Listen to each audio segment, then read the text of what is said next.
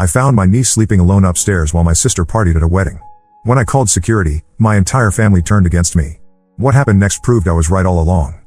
I need some perspective on what happened at my cousin's wedding last weekend. I'm Andrew, 28M, and this involves my sister Becky, 32F, and her daughter Aurora, 8F. For context, my family has always been close-knit. Becky and I grew up together, and even though we had our typical sibling fights, we've maintained a decent relationship as adults. She got married young at 22 to her husband Tom, 35M, and they had Aurora when Becky was 24. Tom works in construction and travels frequently for projects, so Becky often handles most of the parenting duties alone. Becky has always been the type of person who needs constant social interaction. Even back in high school, she couldn't stand being alone and always had to be surrounded by friends. After Aurora was born, I noticed she struggled with the isolation that comes with being a new mom. She would often drop Aurora off at our parents' house for entire weekends, claiming she needed a break.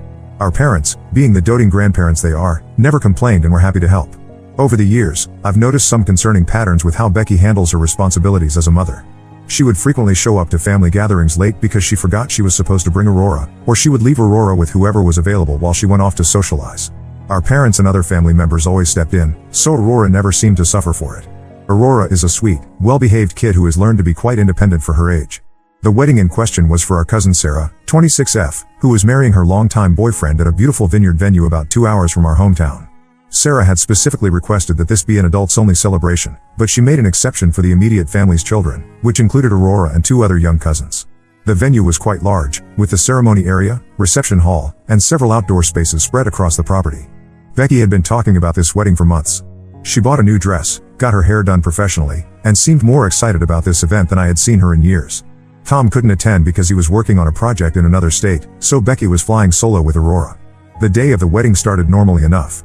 The ceremony was beautiful, and Aurora sat quietly between Becky and our mom during the service.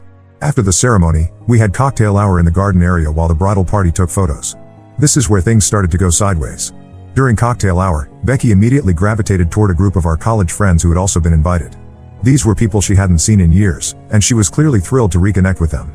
Aurora stayed close to our parents initially, but after about 30 minutes, I noticed she was wandering around the garden area by herself while Becky was deep in conversation and laughter with her old friends. I didn't think much of it at first. The venue seemed safe enough, and there were plenty of family members around. However, as cocktail hour progressed, I noticed that Becky hadn't checked on Aurora once. She was completely absorbed in catching up with everyone and seemed to have forgotten that her daughter was even there. When we moved into the reception hall for dinner, I assumed Becky would collect Aurora and they would sit together at our assigned family table. Instead, Becky asked our mom if Aurora could sit with her and our dad so that Becky could sit with her college friends at a different table. Our mom agreed, as she always does, and Aurora ended up at the grandparents' table while Becky moved to a table across the room. During dinner, Becky was animated and loud, clearly having the time of her life. She was drinking wine, laughing constantly, and taking numerous photos with her friends. Meanwhile, Aurora sat quietly with our elderly grandparents, picking at her chicken and looking around the room. I was at the head table as part of the wedding party, so I couldn't really intervene, but I kept glancing over at both of them throughout the meal. After dinner, the dancing began. The DJ started with some slower songs for the older guests, then gradually moved into more upbeat music. Becky was one of the first people on the dance floor, and she stayed there for the next 2 hours straight. She was dancing with various friends, taking group photos, and generally living it up. During this entire time, Aurora was sitting alone at the now empty grandparents' table because our elderly grandparents had retired to their hotel room for the evening. I checked on Aurora a few times during the dancing. She seemed tired but said she was okay when I asked. I offered to take her to find Becky, but she just shrugged and said her mom was having fun. This response bothered me more than I can explain. An 8-year-old shouldn't be so resigned to being ignored by her parent. Around 10 p.m., I noticed that Aurora was no longer at the table. I looked around the reception hall but couldn't see her anywhere. I checked the bathroom, the lobby area, and even went outside to look around the gardens. After about 15 minutes of searching, I started to panic. The venue was large and had multiple levels, plus it was completely dark outside by then. I finally found Aurora in a small lounge area on the second floor of the venue. She was curled up on a couch, fast asleep. She had apparently wandered upstairs looking for a quiet place to rest and had fallen asleep alone. The lounge area was completely empty and dimly lit. Anyone could have walked in there. When I found her, I immediately went to look for Becky. She was still on the dance floor, now with her shoes off, dancing to some pop song with her college friends. She was clearly intoxicated, though not falling down drunk. When I approached her and told her I needed to talk to her about Aurora, she waved me off and said she would catch up with me later. I had to physically take her arm and pull her aside to get her attention. When I told her that Aurora had been sleeping alone upstairs and that I had been looking for her for 20 minutes, Becky's response was to laugh and say that Aurora was fine and knew how to take care of herself. She then tried to pull me onto the dance floor with her. I told Becky that she needed to go get Aurora and figure out sleeping arrangements for the night. We were all staying at the same hotel about 10 minutes from the venue, and it was already past 10:30 p.m. Becky told me that Aurora could sleep in the hotel room while she stayed at the wedding until it ended. She planned to get a ride back with one of her friends later. This is when I lost my patience. I told Becky that she couldn't leave an 8-year-old alone in a hotel room while she partied until 2 a.m. Becky got defensive and said that Aurora had stayed alone before and that I was being overdramatic. She said Aurora would be fine for a few hours and that she deserved to have fun for once. When I realized Becky wasn't going to listen to reason, I went to find venue security. I explained the situation to the head of security, a professional-looking woman in her 40s. I told her that there was an 8-year-old child who had been left unattended by her parent, and that the parent was planning to leave the child alone in a hotel room while she continued drinking at the wedding. The security officer took the situation seriously and asked me to show her where Aurora was sleeping.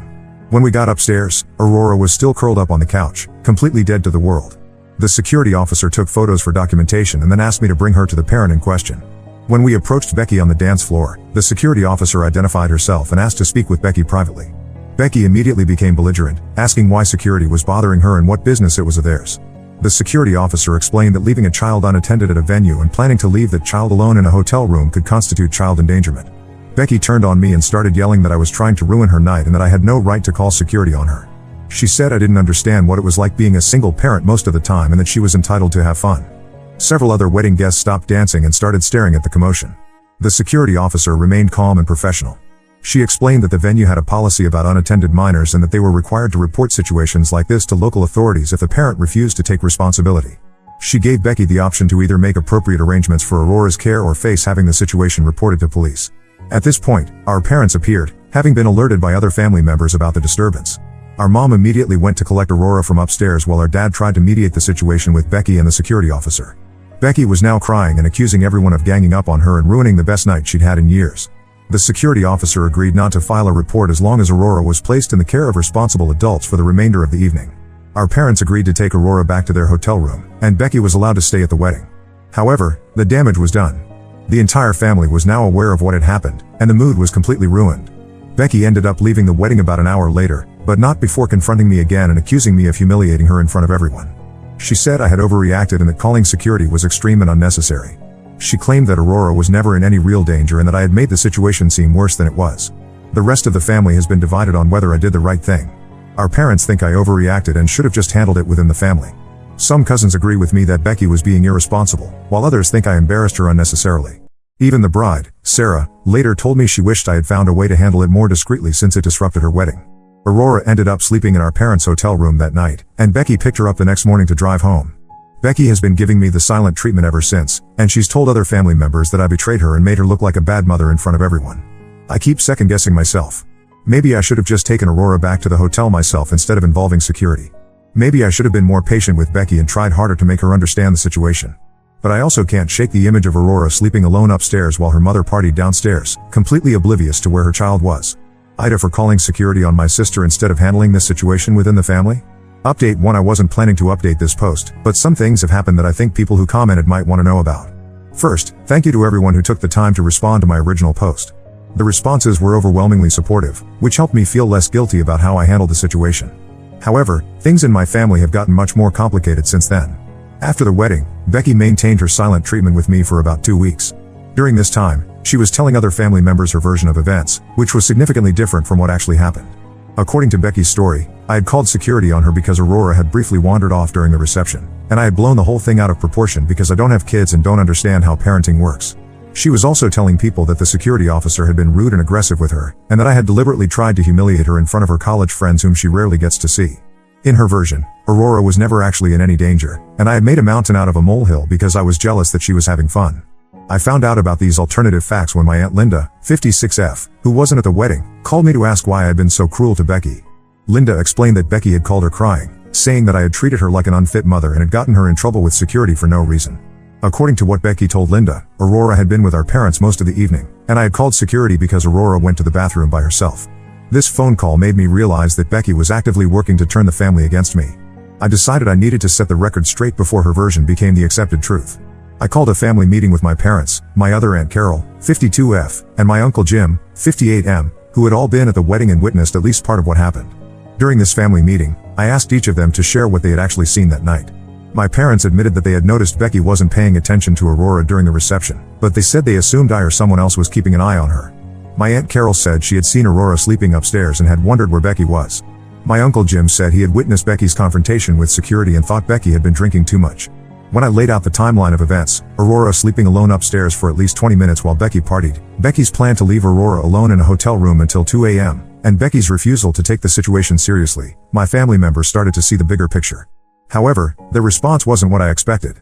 Instead of being concerned about Becky's behavior, they started talking about how we all needed to support her better. My mom said that Becky had been struggling since Tom started traveling more for work, and that maybe we hadn't been doing enough to help her cope with single parenting.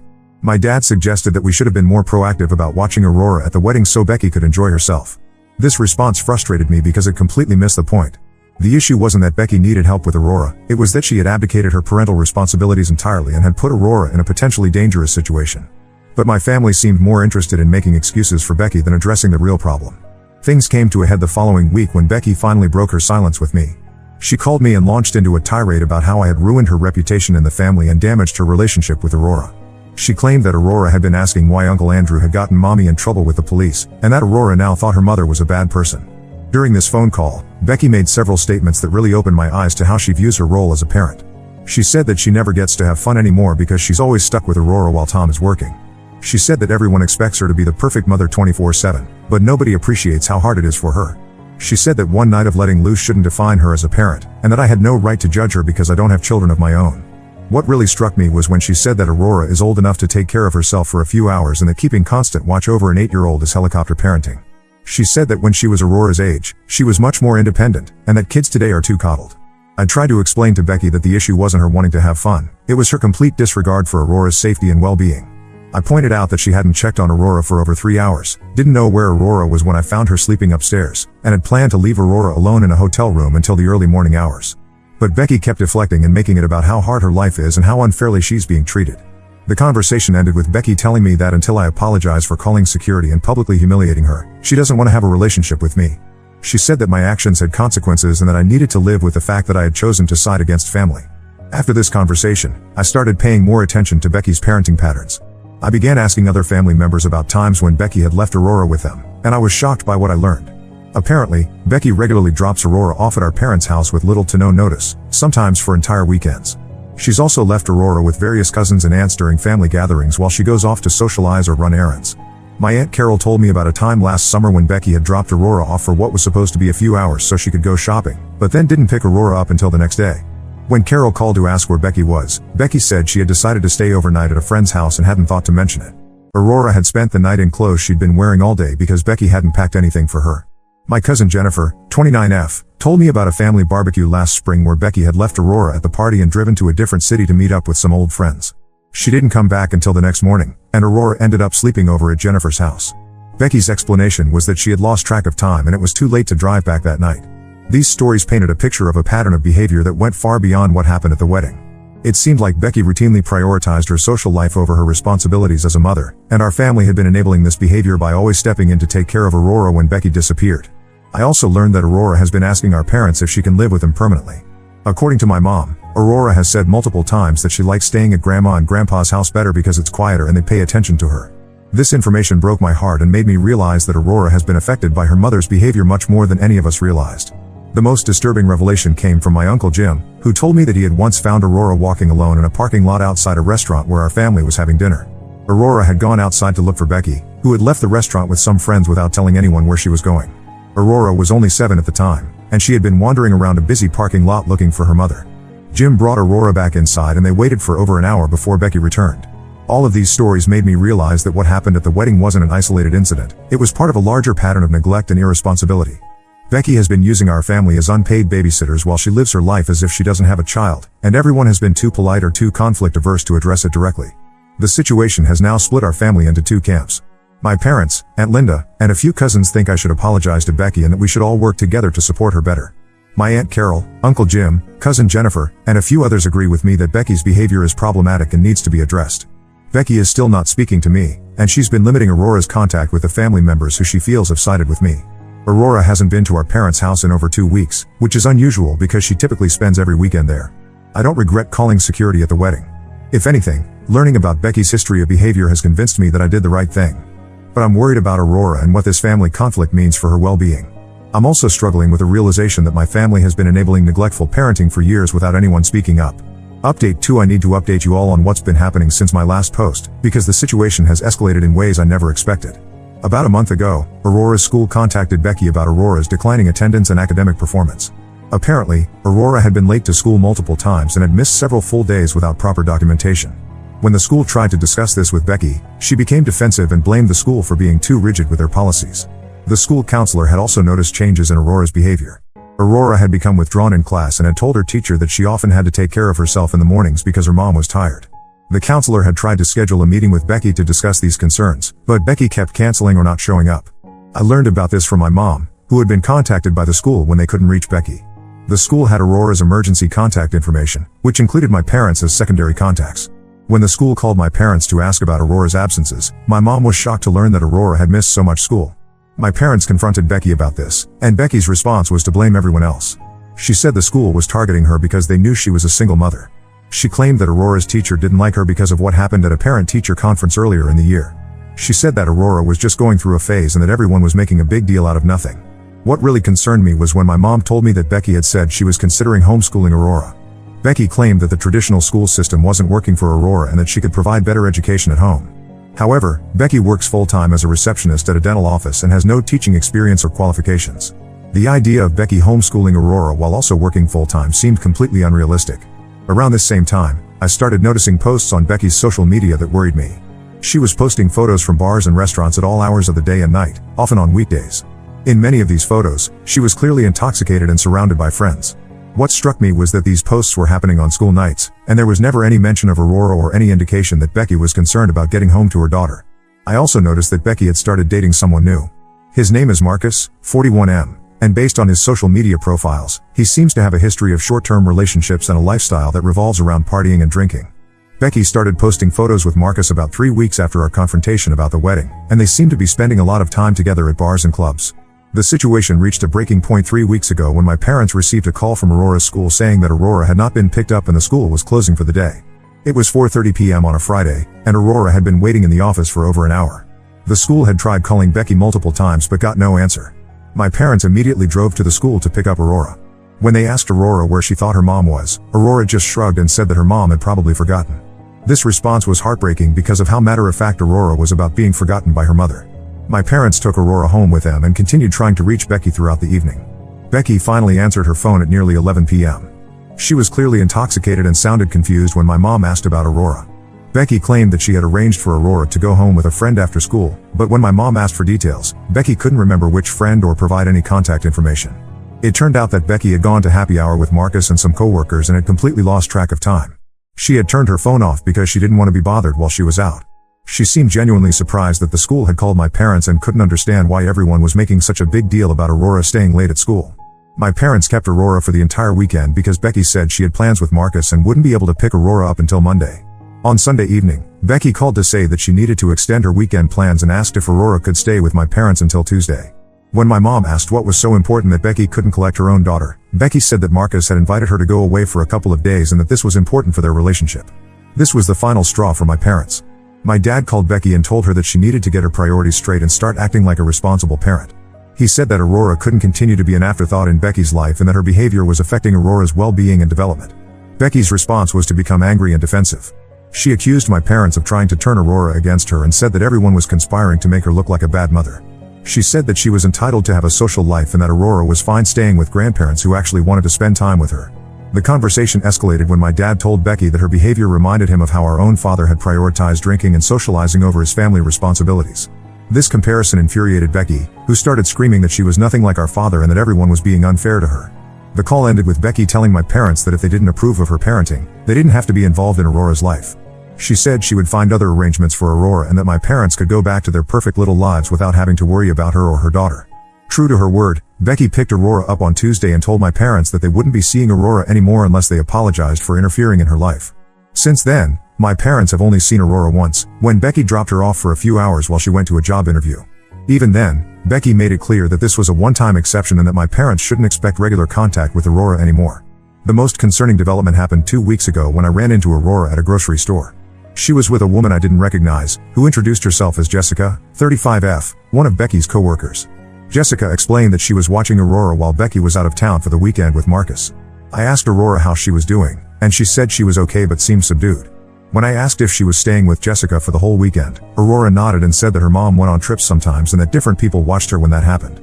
The casual way Aurora talked about being left with various acquaintances was deeply troubling.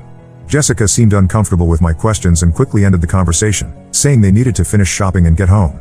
But before they left, Aurora asked me if I was still mad at her mom.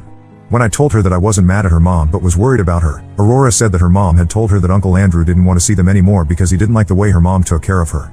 This conversation made me realize that Becky has been manipulating Aurora's understanding of the family conflict. Instead of taking responsibility for her actions, Becky has been telling Aurora that the family rejection is about other people's problems with her parenting, not about Becky's actual behavior. I've tried reaching out to Becky multiple times since then, but she's blocked my number and won't respond to messages through other family members. She's also blocked my parents and several other relatives on social media and has been posting about toxic family members who don't support her happiness. The situation has left me feeling helpless.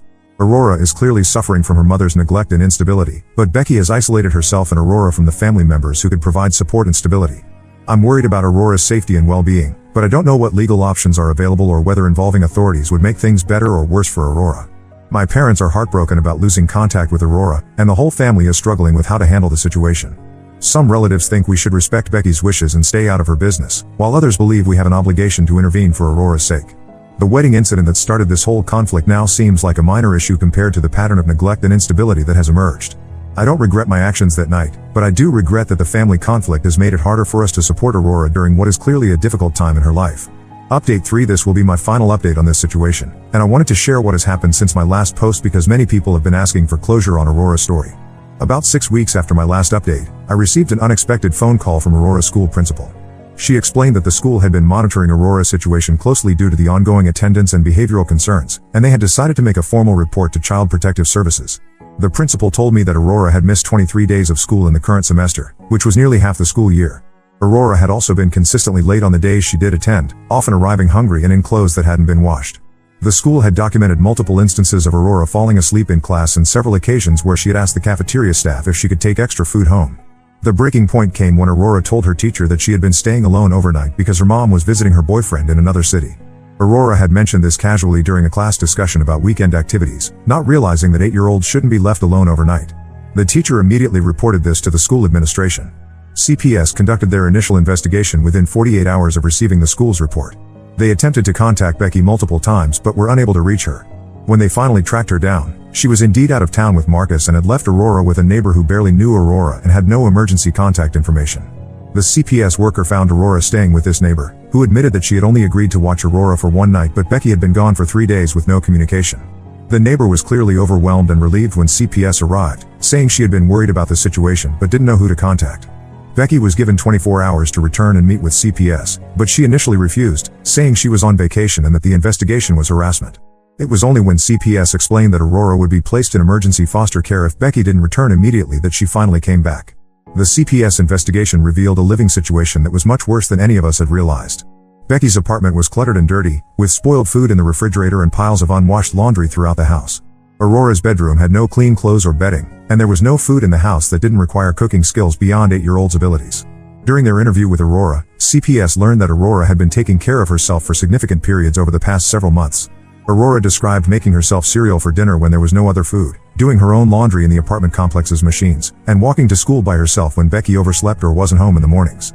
Aurora also told CPS about the various people she had stayed with when Becky went out of town, many of whom were strangers or casual acquaintances that Aurora had never met before.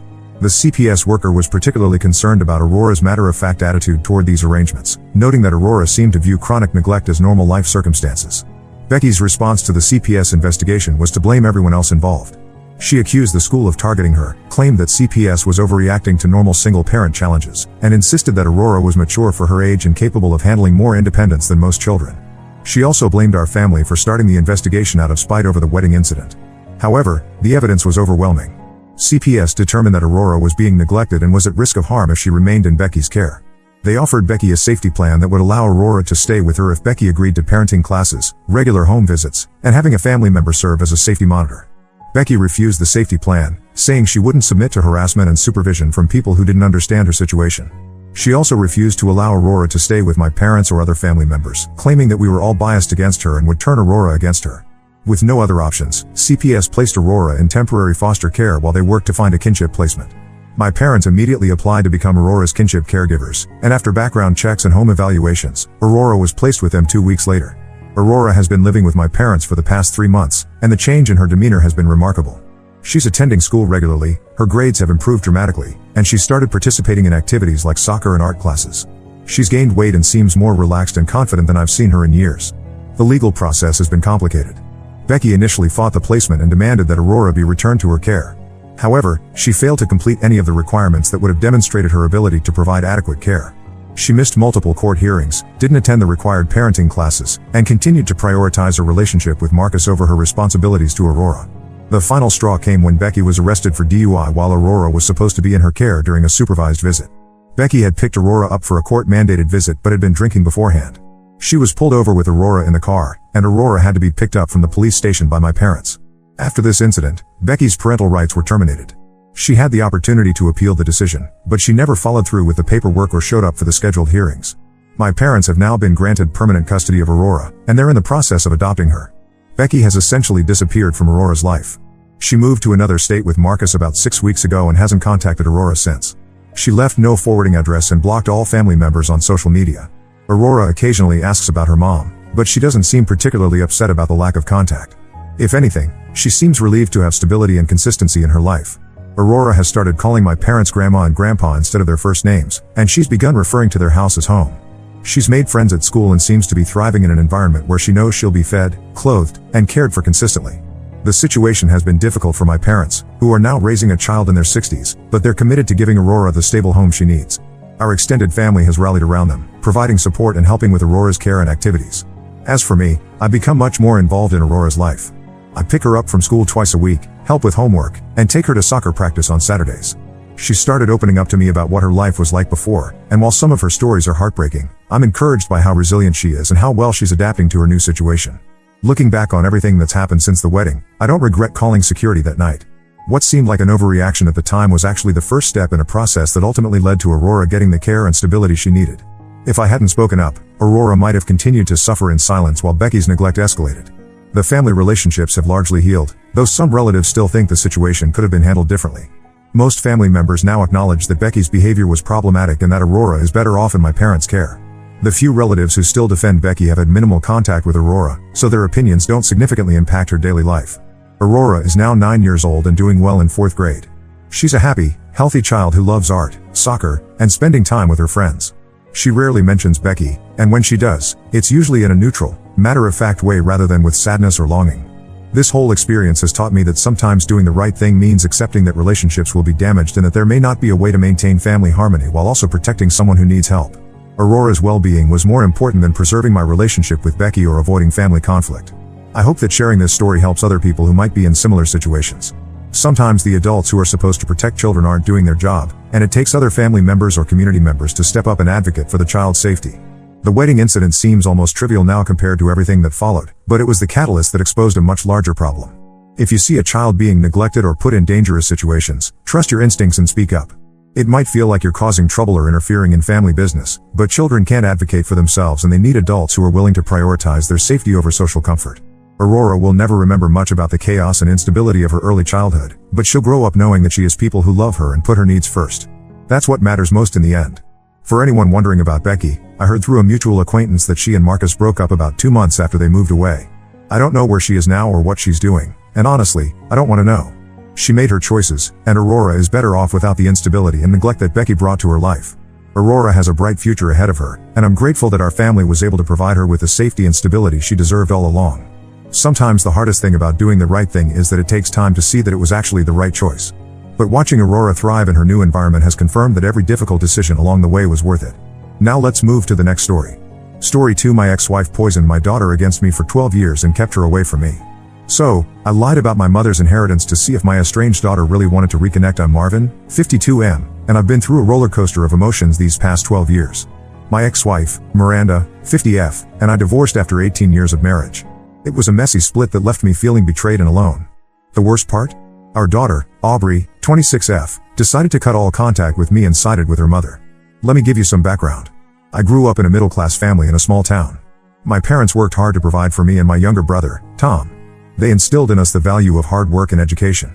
I was always good with numbers, so I decided to pursue accounting in college. That's where I met Miranda. Miranda was studying literature and dreamed of becoming a writer. She was vibrant, full of life, and had a way with words that captivated me. We were opposites in many ways, but we balanced each other out. I was the practical one, while she brought spontaneity and creativity into my life. We dated for 3 years before getting married at 24. It was a small ceremony in my parents' backyard, with just close family and friends. We were young and in love, ready to take on the world together. 2 years into our marriage, Aubrey was born. She was the light of our lives. I can still remember holding her for the first time, this tiny bundle wrapped in a pink blanket. Miranda and I were overjoyed, and for a while, everything seemed perfect. I worked hard as an accountant, often putting in long hours to provide for my family. Miranda decided to be a stay-at-home mom, which we both agreed was best for Aubrey. She put her writing dreams on hold, saying she'd get back to them when Aubrey was older. As the years went by, I noticed changes in our relationship. Miranda became restless. She started talking about feeling unfulfilled, like she had lost herself in motherhood. I tried to be supportive, encouraging her to pursue her writing again. I even bought her a laptop for her birthday one year, hoping it would reignite her passion. But instead of writing, Miranda started going out more with her friends. She joined a book club, then a yoga class, then started taking art lessons. I was happy she was finding things she enjoyed, but it meant I was often left to take care of Aubrey when I got home from work. I didn't think much of it at first. I loved spending time with my daughter, helping her with homework, or just watching movies together. But as Aubrey got older, she started spending more time with her friends, and I found myself alone more often. That's when I started noticing other changes in Miranda. She was always on her phone, smiling at text messages, and being secretive. If I asked who she was talking to, she'd quickly say it was just her book club friends or her yoga instructor. I tried to ignore the nagging feeling in my gut. I didn't want to be the jealous, suspicious husband. I trusted Miranda. We had been together for so long, I couldn't imagine her betraying that trust. But then came that fateful day. I had a migraine and decided to leave work early. I didn't call ahead because I thought I'd surprise Miranda and maybe we could have a quiet afternoon together while Aubrey was at school. When I walked into our bedroom, I found Miranda with another man. It was like my whole world came crashing down.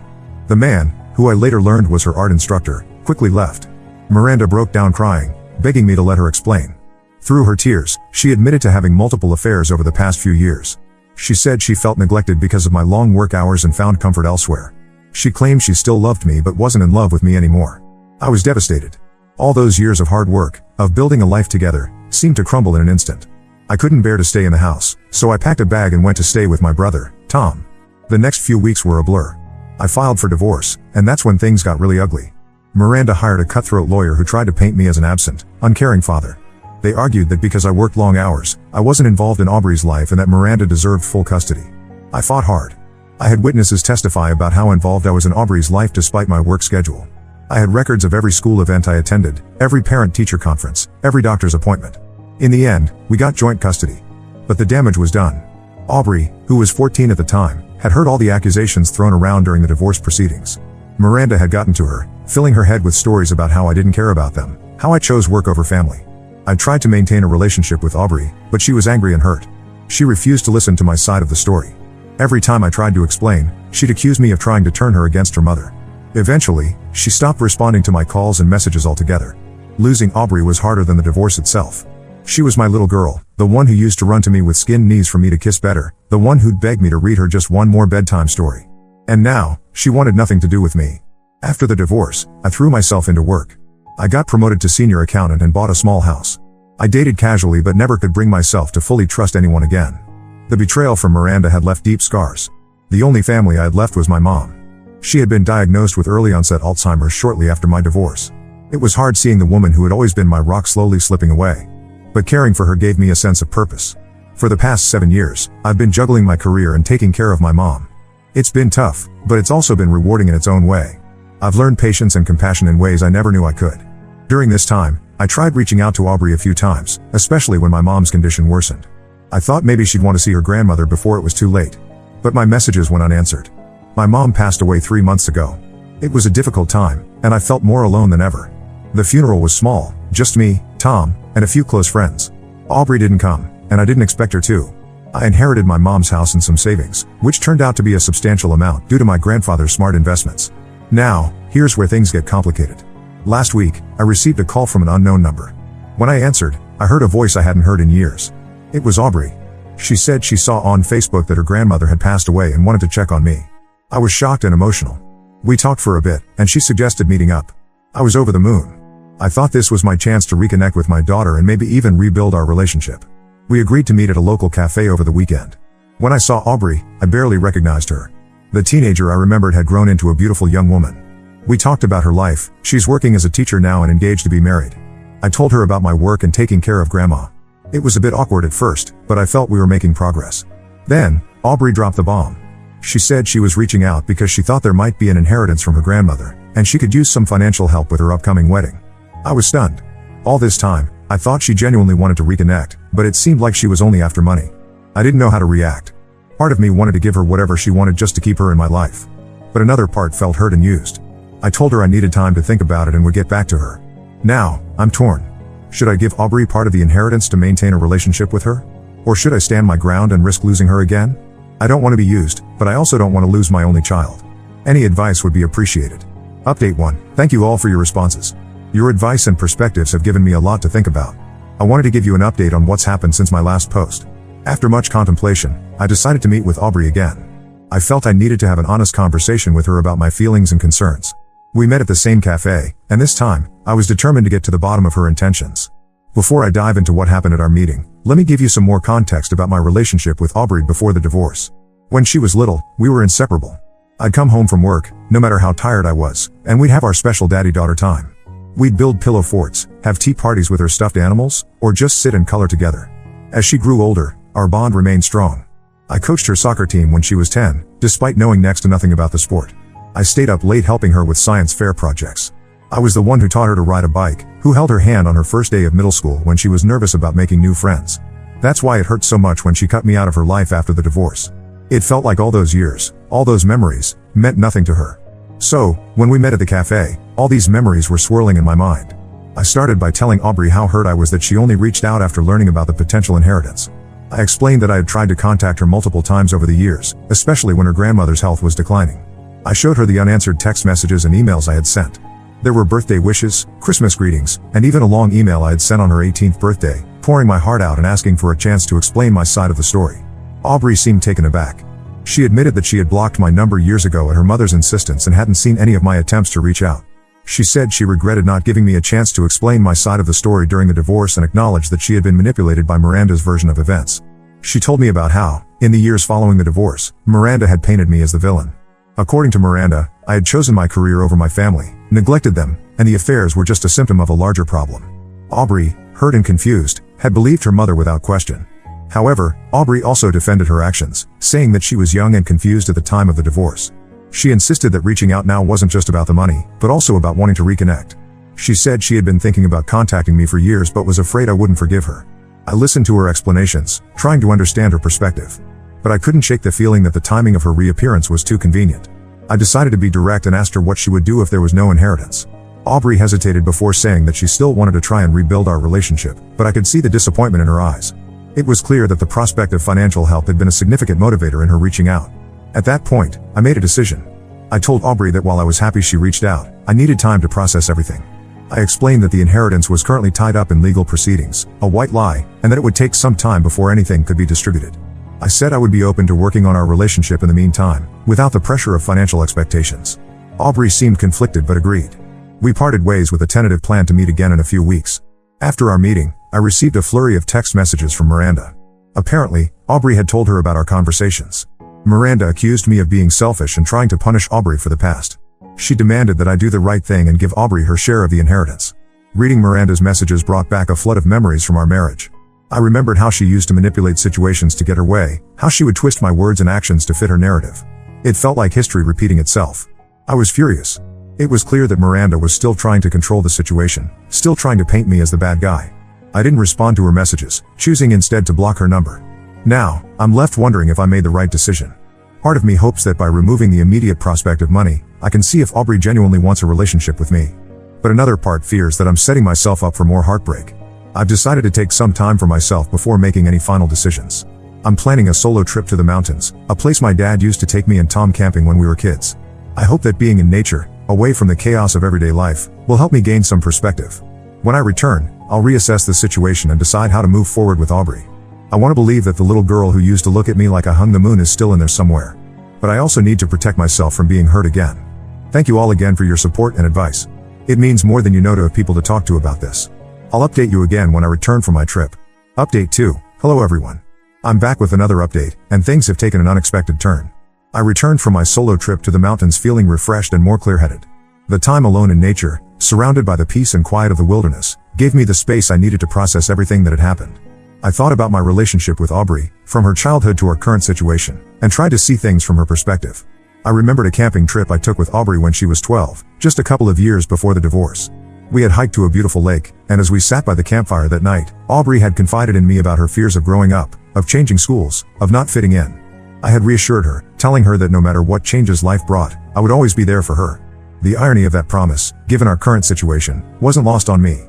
After much reflection, I had decided to give Aubrey one more chance to prove that she wanted a relationship with me, regardless of any potential inheritance.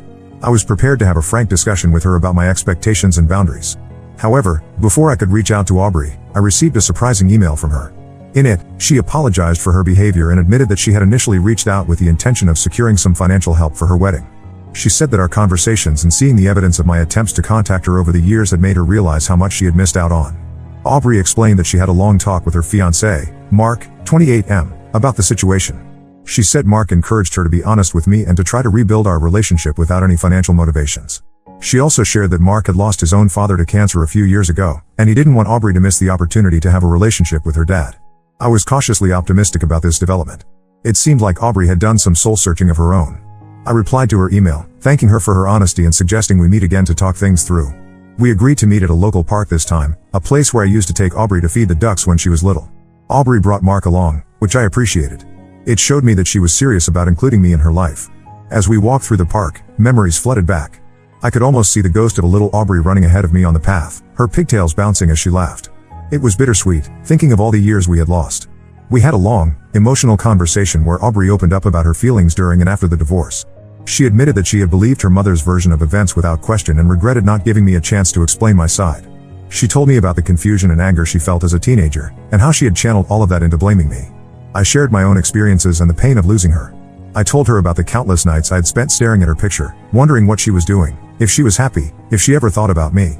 We both shed some tears, and for the first time in years, I felt like I was truly connecting with my daughter. Mark seemed like a good guy. He was supportive of Aubrey but also respectful towards me. He even apologized for their initial approach regarding the inheritance, saying it was his idea because they were struggling with wedding expenses. He explained that he had lost his job due to company downsizing and they were trying to cut costs wherever they could. At the end of our meeting, Aubrey invited me to her wedding. She made it clear that this invitation wasn't contingent on any financial support, but rather because she wanted me there as her father. She even tentatively asked if I would consider walking her down the aisle, though she said she would understand if I wasn't comfortable with that yet. I was touched by the gesture, but I told them I needed some time to think about it. While I was happy with the progress we'd made, I was still wary of getting hurt again. The wounds from the past 12 years weren't going to heal overnight. After they left, I received another series of angry messages from Miranda. She had found out about our meeting and was furious that I was manipulating Aubrey. She threatened to tell Aubrey the truth about why I was really absent during her childhood. I'm not sure what truth Miranda is referring to, but it's clear she's not happy about Aubrey and I reconnecting. I'm worried about what she might do or say to sabotage our fragile new relationship. It brings back memories of how Miranda used to pit Aubrey against me during the divorce, and I fear history might repeat itself. So now, I'm at a crossroads. Do I accept Aubrey's invitation and try to move forward, knowing that Miranda might try to interfere? Or do I protect myself and maintain some distance? I'm leaning towards giving it a chance, but I'm still unsure. The idea of walking Aubrey down the aisle brings up a mix of emotions. On one hand, it's something I've dreamed about since she was little. On the other hand, I'm afraid of getting my hopes up only to be disappointed again. I'd appreciate any thoughts or advice you might have. Thank you all for your continued support through this emotional journey. Update 3. Hello everyone. I have what might be my final update on this situation. After much consideration, I decided to accept Aubrey's invitation to her wedding. I felt that if I was ever going to have a relationship with my daughter again, I needed to take this chance. The weeks leading up to the wedding were a mix of excitement and anxiety. Aubrey and I had several more meetings, sometimes with Mark present, sometimes just the two of us. We talked about the past, cleared up misunderstandings, and started to rebuild our bond. It wasn't always easy, but it felt genuine. We revisited old memories, both good and bad. Aubrey told me about her first day of high school, how she had wished I was there to see her off. I shared stories about her early childhood that she didn't remember, like how she used to insist on wearing her princess costume to the grocery store. These conversations were healing, but they also highlighted how much we had missed out on. There were so many milestones in Aubrey's life that I hadn't been a part of: her high school graduation, her college years, her first job. It was bittersweet to hear about these events, but I was grateful she was willing to share them with me now. However, true to form, Miranda tried to cause problems. A week before the wedding, she sent Aubrey a long email filled with accusations about me. She claimed that I had been unfaithful during our marriage, that I had neglected Aubrey on purpose, and that I was only pretending to care now because of guilt. Thankfully, Aubrey came to me with the email instead of believing it outright. We had a long, emotional conversation where I was able to refute Miranda's claims with evidence, old emails, testimonies from mutual friends, and even some old home videos that showed a different picture than what Miranda was painting. Aubrey was upset with her mother's attempts to manipulate her again. She made the difficult decision to uninvite Miranda from the wedding. It wasn't an easy choice for her, but she felt it was necessary to break free from her mother's toxic influence. The wedding day arrived, and it was beautiful. Seeing Aubrey in her wedding dress brought tears to my eyes. It reminded me of the day she was born, how tiny and perfect she had been. Now here she was, all grown up and starting a new chapter of her life. In the end, Aubrey asked both me and her Uncle Tom to walk her down the aisle. It was a compromise that felt right, acknowledging both her past and her hopes for the future. As we walked towards Mark, I felt a sense of peace I hadn't experienced in years. During the reception, Aubrey and Mark surprised me. They announced that they didn't want any wedding gifts, but instead asked guests to donate to an Alzheimer's research charity in memory of my mother. I was deeply touched by this gesture. It showed me that Aubrey truly wanted to be a part of my life, including honoring the grandmother she hadn't seen in years. After the wedding, Aubrey and I had a heart-to-heart.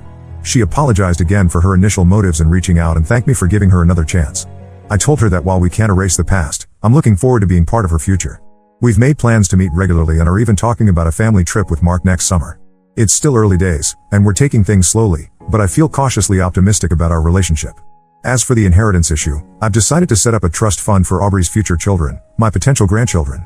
This way, I can ensure the money is used for their education and well-being, rather than it being a source of conflict between us.